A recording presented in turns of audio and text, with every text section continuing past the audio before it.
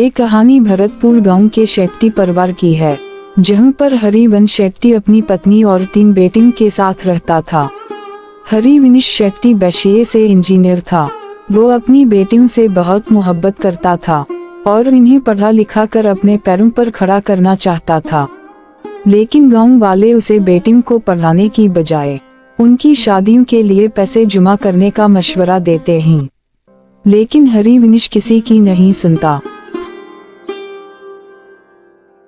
एक दिन ऑफिस जाते हुए इसे रास्ते में और मिला चाची मिल गई। वो बोली, अरे बेटा, मैंने तुम्हें मना किया था, बेटियों को इतना पढ़ाना ठीक नहीं है। मैंने सुना है तो इन्हें विदेश भेजने की सोच रहा है। हम चाची, आजकल के बच्चे पढ़े लिखे होते हैं और मैं भी अपनी बेटियों को पढ़ा लिखा कर अपने पैरों पर खड़ा करना चाहता हूँ। फिर सोच लूंगा उनकी शादियों के बारे में। मगर बेटा, उनकी शादियों के बारे में सोचना चाहिए तुम्हें। अरे चाची, छोड़ो भी, अभी वो बहुत छोटी हैं। ये कहकर हरिवंश अपने ऑफिस के लिए निकल जाता है। लेकिन जैसे ही ऑफिस पहुंचता है, इसे खबर मिलती है कि गांव में बहुत बड़ा तूफान आया है और सब कुछ बर्बाद हो गया है। हरिवंश जल्दी जल्दी अपने गांव के लिए निकलता है। जैसे ही गांव पहुंचकर देखता है, सारा गांव बर्बाद हो चुका था। अरे ये सब क्या हो गया है? मैं तो लौट गया, बर्बाद हो गया। अब मेरी बेटियां विदेश कैसे जा सकेगी और आगे की तालीम कैसे हासिल करेंगी? अरे नुकसान पूरे गांव का हुआ है।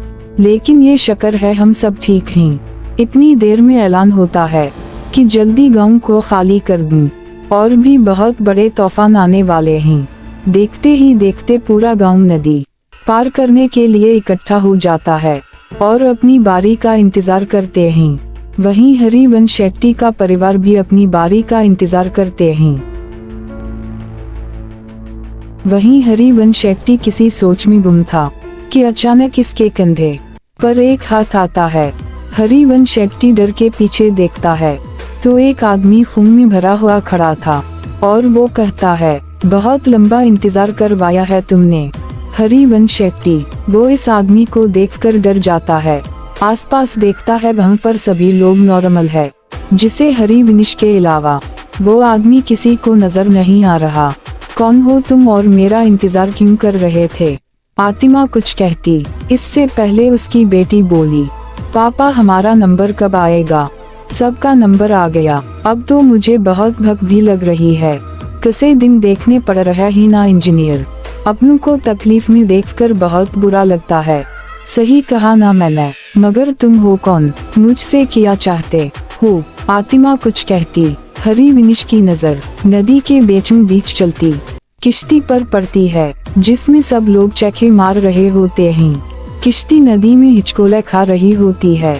तभी हरिवंश की नजर नदी में उतमाओं पर पड़ती है, जो लोगों को नदी में गिराने की कोशिश कर रहे हैं। जो आदमी नदी में गिरता जाता है, वो आतिमा ये किसी का सर काट रहे हैं और किसी का खून पी रही हैं।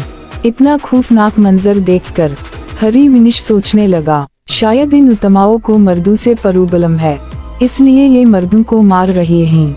अगर मैं मेरे परिवार के साथ गया तो ये मेरे साथ साथ मेरे परिवार को भी मार देंगी, जो मैं बर्दाश्त नहीं कर सकता।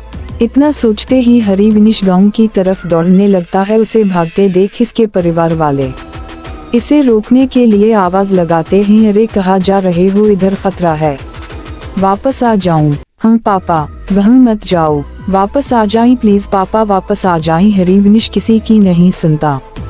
वो गांव जाकर देखता है, वहाँ कोई नहीं है। सारा गांव खाली हो चुका है। हरिवंश हर तरफ देख रहा था। इतने में एक आतिमा उसकी तरफ भागते हुए आ रही है। वो अपनी जान बचाकर भागने लगता है। भागते भागते हरिवंश थक जाता है और एक सरकारी स्कूल की इमारत के बाहर बैठ जाता है। उस वक्त भी उसे सब बर्बाद हुआ नजर आता है। इतने में 2 बच्चों की आतिमा आती हुई दिखाई देती है और इससे कहते हैं, अंकल हम तो मासूम बच्चे थे ना, फिर आपने हमें क्यों मारा था? अब आपकी बारी है। अरे मैं भला तुम्हें क्यों मारूंगा? मैं खुद बेटियों का बाप हूँ। अरे ये मेरे साथ क्या हो रहा है? वह मेरा परिवार अकेला है। हरी विनिश अभी सोच रहा था कि एक खौफनाक औरत की आत्मा वहां आ जाती है और कहती है, जब तुम अपने परिवार से इतनी मोहब्बत करते हो तो दूसरों के बारे में क्यों नहीं सोचते। अब तुम मरोगे और बहुत बुरी मौत मरोगे।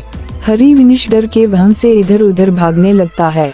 वो भागते भागते वापस नदी के किनारे जाता है, लेकिन इस बार वो देखता है कि जहाँ वो खड़ा है वहाँ कोई नहीं है। तभी वो देखता है एक और किश्ती नदी में जा रही है और इस पर भी वो आत्माएं हमला करती हैं। पहले तो हरी विनिश को कुछ समझ नहीं आती। तभी वो देखता है कि गांव की तरफ से बहुत सारी आत्माएं उसकी तरफ दौड़ती हुई आ रही हैं। अरे अब तो मेरा बच पाना मुश्किल है, मेरे परिवार का ख्याल रखना गॉड। तभी वो सारी आत्माएं इस पर हमला करती हैं। हरी विनिश का पाँव एक पत्थर से टकराता है और वो गिरते गिरते बचता है। तभी वो पीछे मुड़कर देखता है तो नदी के ऊपर एक पल होता है। हरी विनिश देखकर हैरान रह जाता है, ऐसा कैसे हो सकता है?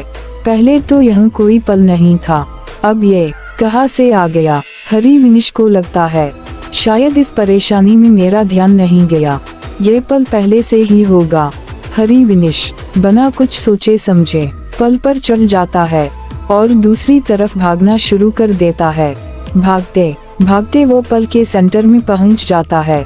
वो पहुंचकर देखता है पल के दूसरी साइड पर इसका परिवार उसे बुला रहा है। हम सूदा में आ रहा हूँ, हम मेरे बच्चों में आ रहा हूँ। हरी विनिश जिसे ही अपने परिवार की तरफ दौड़ता है, वो दो बच्चों की आत्मा इसके सामने आकर खड़ी हो जाती हैं। हरी विनिश अनह देखकर डर जाता है। वो देखता है कि बहुत सारी आत्माएं इसे गौर से देख रही हैं। अब मेरा बचना मुश्किल है, मुझे तो मेरा कसूर भी नहीं पता, ये सब मेरे पीछे क्यों पड़ रहे हैं। तभी उनमें से एक आदमी की आत्मा बोली, मैं उसे छोड़ूंगा नहीं, इसकी वजह से मेरा पूरा परिवार मुझसे छिन गया। इस आदमी का जिंदा रहना बहुत खतरनाक है, अगर आज हमने उसको जिंदा छोड़ दिया ना जाने ये कितने लोगों को मौत के घाट उतार देगा। नहीं नहीं, अब लोगों को कुछ गलत फहमी हुई है, मैंने किसी को नहीं मारा।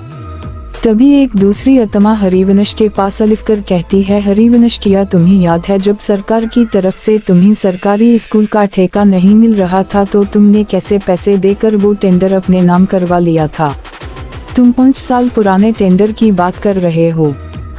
तुम इस टेंडर की बात कर रहे हो, मुझे वो टेंडर हर हाल में चाहिए था क्योंकि मेरी बेटी शहर में पढ़ने जाती हैं और उनकी फीस बहुत ज्यादा है और मैं गाँव में रहने वाला इंजीनियर उनके सपनों को कैसे पूरा कर सकता था, इसलिए मैंने रिश्वत देकर वो टेंडर अपने नाम करवा लिया था। लेकिन किसी को इस बात से क्या प्रॉब्लम हो सकती है। हरी विनिश की बात सुनते ही वो दो बच्चों की आत्मा सामने आती है और वो बोलते हैं कि अगर अब वो स्कूल वाला टेंडर ना लेते तो आज हम जिंदा होते। भला ये क्या बात हुई, इसका क्या मतलब हुआ? इसका सिंपल सा मतलब है कि आपने अपने बच्चों का ध्यान रखा, आपको गांव में रहने वाले बच्चों का ख्याल नहीं आया, इसलिए आपने वो टेंडर अपने नाम किया और इसमें भी पैसे बचाने के चक्कर में घटिया मटेरियल का इस्तेमाल किया और हमारा स्कूल बगैर किसी वजह के ही टूट कर गिर गया और हमारे जैसे सैकड़ों बच्चों की जान ले गया। ये सुनते ही हरी विनिश का मुंह खिला का खिला रह जाता है। वो आगे कुछ कहता इससे पहले एक औरत की आत्मा इसके पास होती है और कहती है, इंसान नहीं शैतान है तो मेरे बच्चों के साथ साथ मेरे पति को भी खा गया, अब तो मरेगा और तेरे घर वाले तेरी मौत का तमाशा देखेंगे। उत्तमाओं की भीड़ से 2 उत्तमाएं निकलती हैं और हरी विनिश को हवा में उल्टा लटका देती हैं। हवा में लटका हरी विनिश उनसे कहता है, मेरी गलती माफी के लायक तो नहीं है, फिर भी मैं अब सबसे हाथ जोड़कर माफी मांगता हूँ, मेरी भूल को माफ कर दो। इतने में उत्तमाओं की शक्ति से हरी विनिश गोल चक्री की तरह घूमने लगा। तूने कोई भूल नहीं की इंजीनियर, सब कुछ सोच समझ के किया है और जो सोच समझ के किया जाए वो गलती नहीं पाप होता है और पाप की कोई माफी नहीं होती, उसकी सजा होती है। जो तुम्हें हम दन गए नहीं, मुझसे भूल हो गई है, मुझे माफ कर दो, मुझे जाने दो। हाँ, आज तुम्हें दुनिया से बाहर भेजने आया हूँ, शायद तो भूल रहा है, तूने स्कूल के साथ म्यूनिसिपल का हॉस्पिटल का भी प्रोजेक्ट लिया था और भी गांव में प्रोजेक्ट बनाए थे, और हम जिस पल पर तू झूल रहा है ये भी तूने बनाया था। तुझे अंदाजा भी है तेरे बनाए गए सारे प्रोजेक्ट का एक जैसा ही हाल हवा है। तू तो एक दो नहीं बल्कि हजारों मौतों का एक अकेला जिम्मेदार है। ये सब सुनते ही हरिवंश को अपनी सारी काली करतूतें याद लिख जाती है और वो उनसे कहता है, मैं अपनी सारी गलतियां मानता हूँ, इन सब का जिम्मेदार मैं हूँ, लेकिन हर माँ बाप अपने बच्चों की खुशी के लिए सब कुछ करते हैं। तो मैंने भी अपने बच्चों के फ्यूचर के लिए ये सब किया था। हालांकि मैं ये बात मानता हूँ कि मैंने जो भी किया था वो गलत किया था। हरिवंश के माफी मांगने से किसी को कोई फर्क नहीं पड़ता और देखते ही देखते वहाँ से वो एक एक करके उत्तमाएं गायब होती जाती हैं। हरिवंश को समझ नहीं आता कि ये क्या हवा है और वो हवा में उल्टा लटका हवा है। इसे पल पर कोई नजर नहीं आता, सब गायब हो जाते हैं और वहाँ हरिवंश के परिवार को किश्ती मिल जाती है और वो इन्हें दूर से जाता देख रहा होता है।